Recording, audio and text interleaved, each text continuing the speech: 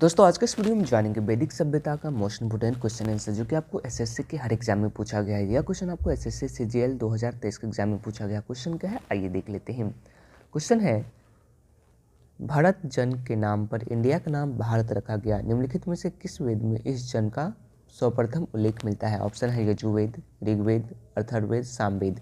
तो आपका right answer क्या हो जाएगा, ऋग्वेद में। तो आइए इसका व्याख्या देख लेते हैं।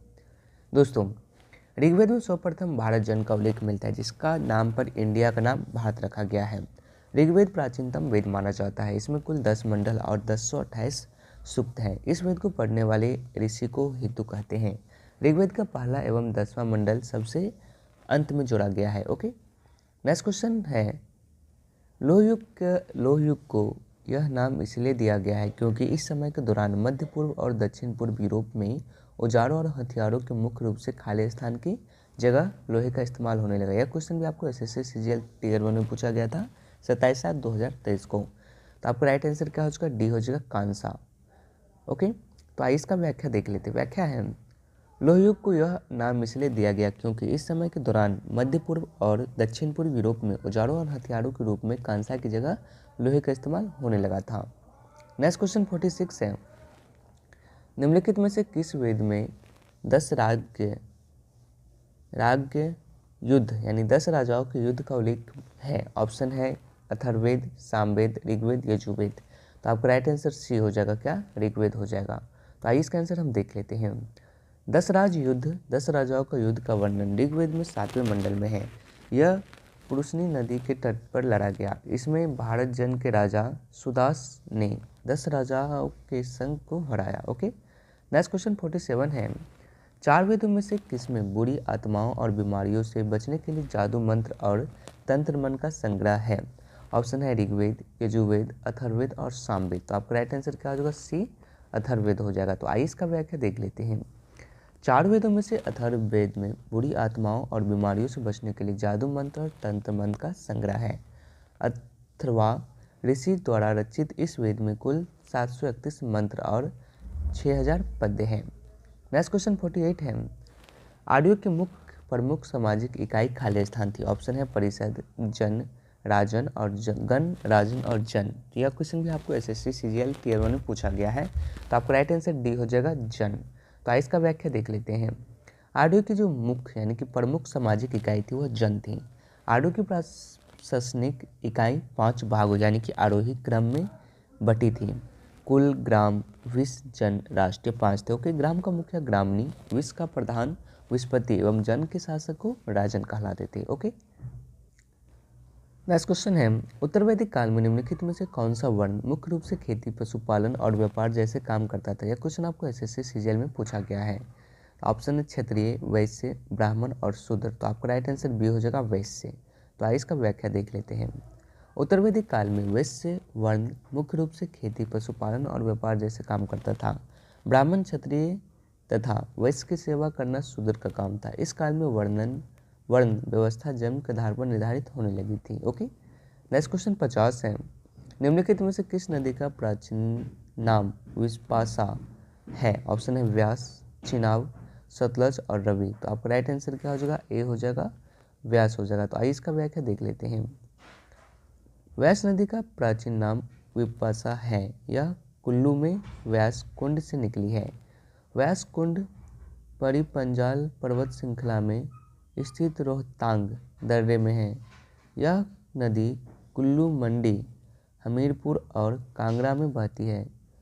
कुछ नदियों के प्राचीन नाम निम्न है। तो आइए देख लेते हैं किसका क्या नाम है, आपको एग्जाम में आ सकता है। जैसे चिनाब का आस्किनी, सतलज का सुदृति, रावी का पुष्करणी, झेलम का विस्ता, गंडक का सदा नीरा, गोमती का गोमल। ओके, नेक्स्ट क्वेश्चन 51 है, वैदिक आर्य सप्त सिंध नामक क्षेत्र में रहते थे जिसका अर्थ होता है 7 नदियों द्वारा अपवाहित क्षेत्र है। 7 नदियों में से एक झेलम नदी है। इसका प्राचीन नाम क्या है, तो झेलम का प्राचीन नाम क्या है, वित्सता है। ओके, नेक्स्ट क्वेश्चन नंबर 52 है, निम्न में से किस नदी का उल्लेख वैदिक साहित्य में वित्सता के रूप में किया गया है। ऑप्शन है व्यास, रावी, चिनाब और झेलम। तो आपका राइट आंसर क्या हो जाएगा, डी हो जाएगा, झेलम हो जाएगा। तो आइए इसका व्याख्या देख लेते हैं। यह क्वेश्चन एसएससी स्टोग्राफर में पूछा गया है। झेलम नदी का उल्लेख वैदिक साहित्य में विशेषता के रूप में किया गया है, जिसका उद्गम स्थल शेषनाग झील है जो जम्मू और कश्मीर में स्थित है। ओके, नेक्स्ट क्वेश्चन 53 है, निम्नलिखित में से कौन सा वेद संगीत से संबंधित है? ऑप्शन है सामवेद, ऋग्वेद, यजुर्वेद, अथर्ववेद। तो आपका राइट आंसर क्या हो जाएगा? ए, सामवेद हो जाएगा। तो आइए इसका वर्णन देख लेते हैं। सामवेद से तात्पर्य है कि वह ग्रंथ जिसके मंत्र गाए जा सकते हैं, जो संगीतमयी हो। साम शब्द का अर्थ होता है गान। सामवेद में संकलित मंत्रों को देवता की स्तुति के समय गाया जाता था। ओके, सामवेद में कुल 1549 रचनाएं हैं, जिसमें से 75 के अतिरिक्त शेष ऋग्वेद से ली गई है। इस रचनाओं का गान सौमज्ञ के समय उद्गाता करते थे। सामवेद की 3 महत्वपूर्ण शाखाएं हैं, कौमुद, जैमिनीय या तलवाकर एवं रामायणीय। ओके, नेक्स्ट क्वेश्चन 54 है, निम्नलिखित में से कौन सा वेद सबसे पुराना है? ऑप्शन है यजुर्वेद, ऋग्वेद, सामवेद और अथर्ववेद। क्वेश्चन एसएससी एमटीएस में पूछा गया था। तो आपका राइट आंसर क्या हो जाएगा? ऋग्वेद हो जाएगा। तो आइए इसका व्याख्या देख लेते हैं।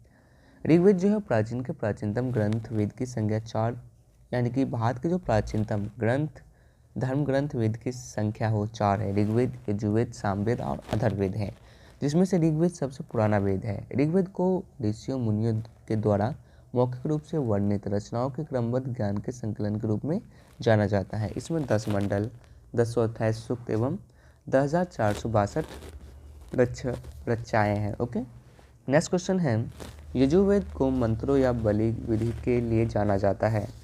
सामवेद को भारतीय संगीत का जनक कहा जाता है। अथर्ववेद में आयुर्वेद और चिकित्सा पद्धति का क्या है? तो वर्णन है। ओके, नेक्स्ट क्वेश्चन 55 है, पुरुष सूक्त किस वेद का एक मंत्र संग्रह सूक्त है? ऑप्शन है यजुर्वेद, ऋग्वेद, सामवेद और अथर्ववेद। यह क्वेश्चन एसएससी CHSL में पूछा गया था 2021 में। तो आपका राइट आंसर क्या हो जाएगा? ऋग्वेद हो जाएगा। तो पुरुष सूक्त होता है वो ऋग्वेद संहिता के 10वें मंडल का एक प्रमुख सूक्त है, जिसमें एक विराट पुरुष की चर्चा हुई है, जिसपे अंगों का वर्णन हुआ है। इसको वैदिक ईश्वर का रूप मानते हैं। ओके, नेक्स्ट क्वेश्चन 56 है, वैदिक काल चतुराश्रम व्यवस्था के अनुसार पारिवारिक अवधि के लिए निम्न में से किस पद का प्रावधान किया गया है? ऑप्शन है संन्यास, ब्रह्मचर्य, वानप्रस्थ और गृहस्थ। तो आइए इसका राइट आंसर हम देख लेते हैं। राइट आंसर डी हो जाएगा गृहस्थ। यह क्वेश्चन एसएससी जीडी में पूछा गया था। तो आइए इसको व्याख्या से देखते हैं। वैदिक कालीन चतुराश्रम व्यवस्था के अनुसार मानव जीवन के 4 आश्रमों में बांटा गया। ये 4 होता है ब्रह्मचर्य, गृहस्थ, वानप्रस्थ एवं संन्यास। छंदोग्य उपनिषद में 3 आश्रमों का उल्लेख है, परंतु जलोवाय उपनिषद में 4 आश्रमों का उल्लेख मिलता है। गृहस्थ आश्रम इस समय पुरुष को अपने सामाजिक और पारिवारिक जीवन पर ध्यान देने की आवश्यकता है। यह चरण 25 वर्ष से शुरू होता है, 50 वर्ष तक रहता है। ओके, गृहस्थ व्यक्ति के जीवन का एक महत्वपूर्ण पड़ाव होता है, जहां मनुष्य को अपने पारिवारिक और सामाजिक कर्तव्य दोनों को संतुलन करना होता है। ओके, नेक्स्ट क्वेश्चन है, वेद ऋषि कपिल का संबंध भारतीय दर्शन के खालिस्तान संप्रदाय से था। ऑप्शन है न्याय, विशेषिक, सांख्य, मीमांसा। तो आपका राइट आंसर सी हो जाएगा सांख्य। ओके, भारत में पहली शताब्दी से पूर्व 6 प्रमुख आस्तिक एवं 3 प्रमुख नास्तिक दार्शनिक मतों का प्रतिपादन हो चुका था। मत को पर्स दर्शन सिद्धांत कहते थे, जिसमें सांख्य, योग, न्याय, विशेषिक, मीमांसा एवं वेदांत शामिल हैं। सांख्य दर्शन का प्रवर्तक कपिल मुनि थे। इस दर्शन को भारत का प्राचीनतम दर्शन माना जाता है। इस दर्शन में प्रकृति को प्रथम तत्व माना गया है। ओके, नेक्स्ट क्वेश्चन है, ऋग्वेद कितनी पुस्तकों यानी मंडलों में विभाजित है? यह क्वेश्चन एसएससी जीडी में पूछा गया था 2021 में। तो आपका राइट आंसर क्या हो जाएगा? बी, यानी कि 10 मंडलों में विभाजित है। ओके, नेक्स्ट क्वेश्चन 59 है, निम्नलिखित में से कौन सा उपवेद ऋग्वेद से संबंधित है? यह क्वेश्चन एसएससी जीडी में 2021 में पूछा गया था। तो राइट आंसर क्या हो जाएगा? आयुर्वेद हो जाएगा।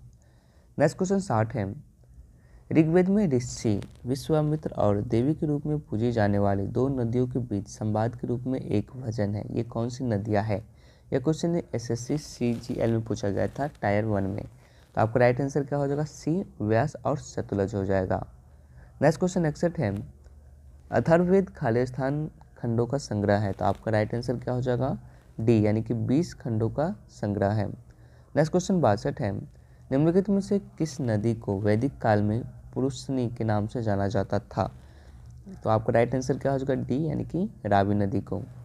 नेक्स्ट क्वेश्चन है, क्वेश्चन नंबर 63 है, रावी नदी का ऋग्वेदिक नाम क्या है? ऑप्शन है विशस्ता, आकाशनी, शुद्धृति और पुरुषनी। तो आपका राइट आंसर क्या हो जाएगा, उपयुक्त डी पुरुषनी हो जाएगा। नेक्स्ट क्वेश्चन 64 है, निम्नलिखित में से कौन सा विद्वान आर्यों के तिब्बत होम थ्योरी से संबंधित है? ऑप्शन है Macdonell, Max Muller, Dayanand Saraswati, Bal Gangadhar तिलक। यह क्वेश्चन भी आपको एसएससी सीजीएल में पूछा गया था। तो आपको राइट आंसर सी हो जाएगा, दयानंद सरस्वती। नेक्स्ट क्वेश्चन 65 है, कुल कितने वेदांग हैं? ऑप्शन है 2, 6, 5 और 10। तो आपका राइट आंसर क्या हो जाएगा, बी 6 वेदांत हैं। ओके, नेक्स्ट क्वेश्चन 66 है, वेदांतों के संबंध में निम्नलिखित शब्दों में से कौन सा शब्द अनुष्ठान को दर्शाता है? तो आपका राइट आंसर भी हो जाएगा कल्प। नेक्स्ट क्वेश्चन 67 है, एक समय पर वैदिक सभ्यता में राजा को गोपति कहते थे, जिसका अर्थ क्या था?